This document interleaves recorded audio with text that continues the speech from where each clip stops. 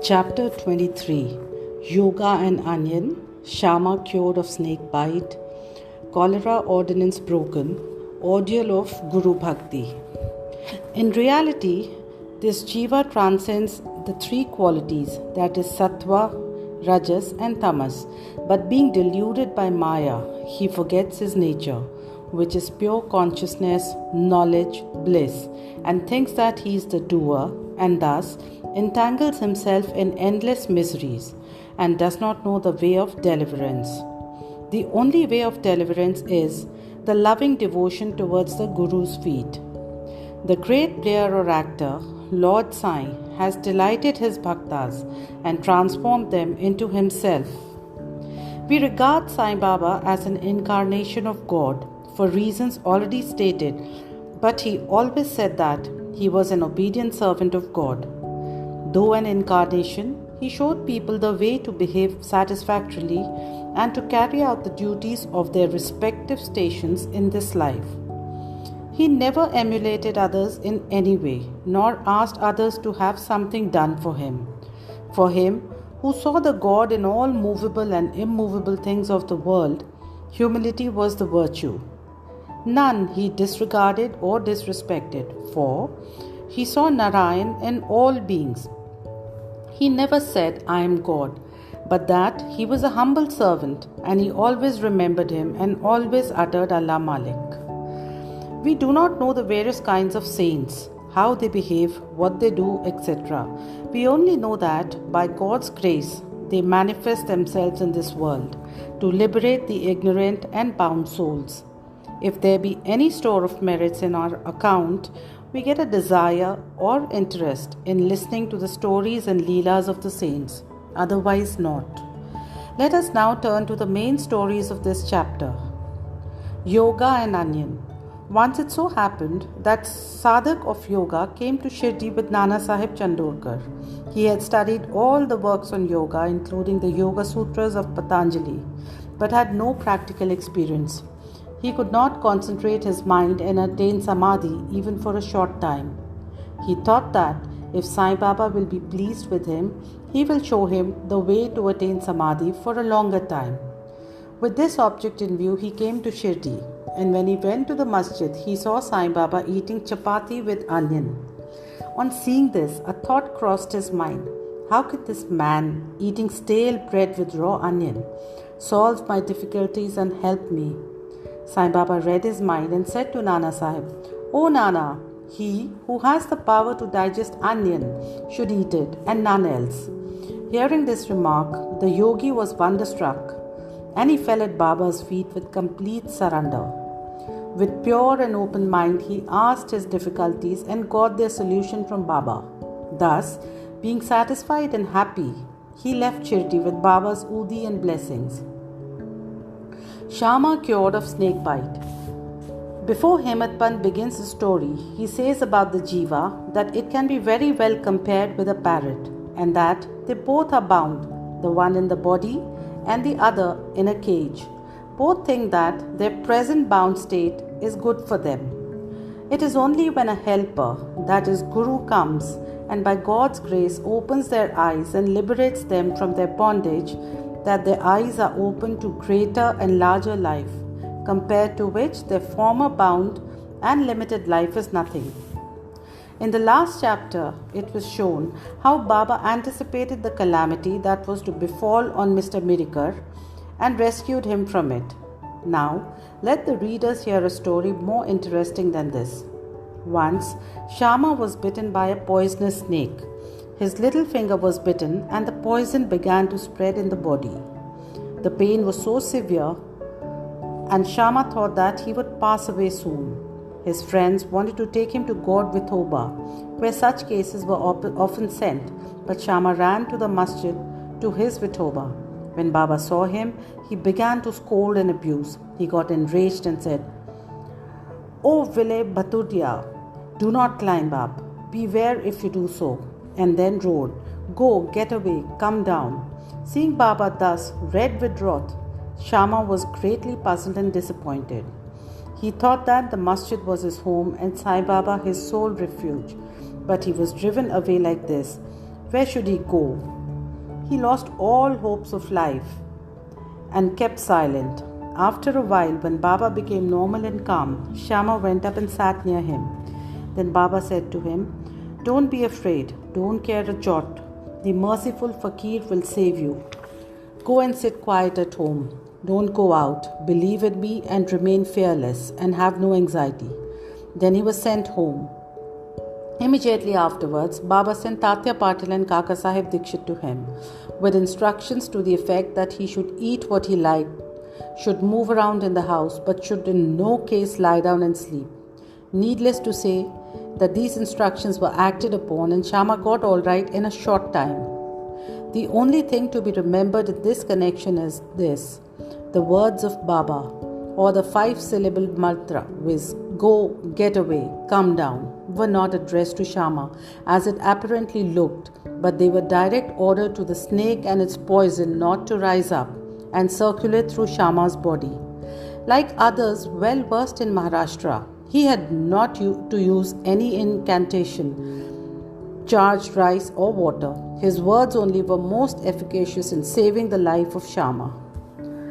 Anyone hearing this story and other similar stories will beget firm faith in the feet of Sai Baba, and the only way to cross the ocean of Maya is to remember the feet of Baba in the heart. Cholera epidemic.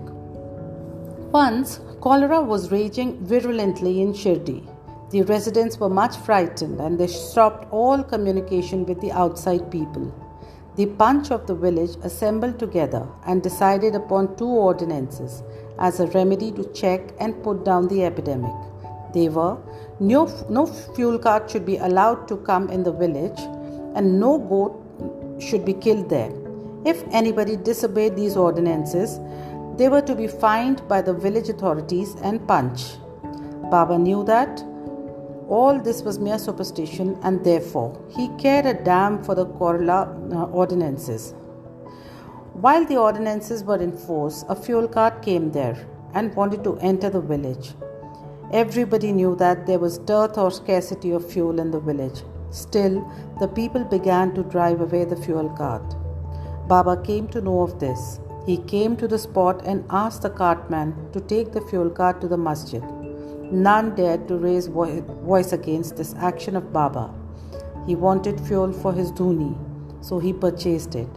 Like an Agnihotri, keeping his sacred fire alive throughout his life, Baba kept his dhuni ever burning, all day and night, and for this he always stocked the fuel. Baba's home, that is the masjid, was free and open to all. It had no lock and key, and some poor people removed some wood from there for their use. Baba did not grumble about this. Baba saw that the whole universe was pervaded by the Almighty, and so he never bore enmity or ill will to anybody. Though perfectly detached, he behaved like an ordinary householder to set an example to the people. Ordeal of Guru Bhakti. Let us now see how the second cholera ordinance fared with Baba. While it was in force, somebody brought a goat to the masjid. It was weak, old, and about to die. At this time, Fakir Pir Muhammad of Malegaon, alias Bade Baba, was near. Sai Baba asked him to behead it with one stroke and offer it as an oblation. This Bade Baba was much respected by Sai Baba. He always sat on the right side of Sai Baba. After the chillum was first smoked by him, it was then offered to Baba and others. After the dishes were served, at the time of taking meals at noon, Baba called Bade Baba and made him sit on his left, and then all partook of food. Baba paid him also daily ₹50 out of the amount collected as dakshina. Baba accompanied him 100 steps whenever he went away from the masjid. Such was his position with Baba. But when Baba asked him to behead the goat, he flatly refused, saying, "Why it should be killed for nothing?" Then Baba asked Shyama to kill it. He went to Radha Krishnamai and brought a knife from her and placed it before Baba. Knowing the purpose for which the knife was taken, she recalled it. Then Shyama went to bring another knife but stayed in the Vara and did not return soon. Then came the turn of Kaka Sahib Dikshit. He was gold, no doubt, but had to be tested. Baba asked him to get a knife and kill the goat. He went to the Sathe's Wada and returned with a knife. He was ready to kill it at Baba's bidding. He was born in a pure Brahmin family and never in his life knew killing. Though quite averse to do any act of violence, still he made himself bold to kill the goat. All the people wondered to see that, while Bade Baba, a Mohammedan, was unwilling to kill it, but this Brahmin was making preparations to do so. He tightened his dhotar and with a semicircular motion raised his hand with the knife and looked at Baba for the final signal. Baba said, "What are you thinking of? Go on, strike." Then when the hand was just about to come down, Baba said, "Stop, how cruel you are. Being a Brahmin, you are killing the goat?" Kaka Sahib obeyed and kept the knife down and said to Baba, "Your word is law unto us. We do not know any other ordinance. We remember you always, meditate on your form and obey you day and night. We do not know or consider whether it is right or wrong to kill. We do not want to reason or discuss things, but implicit and prompt compliance with Guru's order is our duty and dharma." Then Baba said to Kaka Sahib that he would himself do the offering and killing business. It was settled that the goat should be disposed of near a place called Takia, where fakirs used to sit. Then, when the goat was being taken to that place, it fell dead on the way. Hemant Pant closes the chapter with a classification of disciples. He says that they are of three kinds: first or best, second or average, third or ordinary. The best kind of disciples are those who guess what their gurus want and immediately carry it out and serve them without waiting for an order from them. The average disciples are those who carry out the orders of their masters to a letter without any delay. And the third kind of disciples are those who go on postponing the carrying out of their order and make mistakes at every step. The disciples should have firm faith, backed up by intelligence, and if they add patience to these, their spiritual goal will not be distant. Control of breath, ingoing and outgoing, or Hatha Yoga, or other difficult practices are not at all necessary.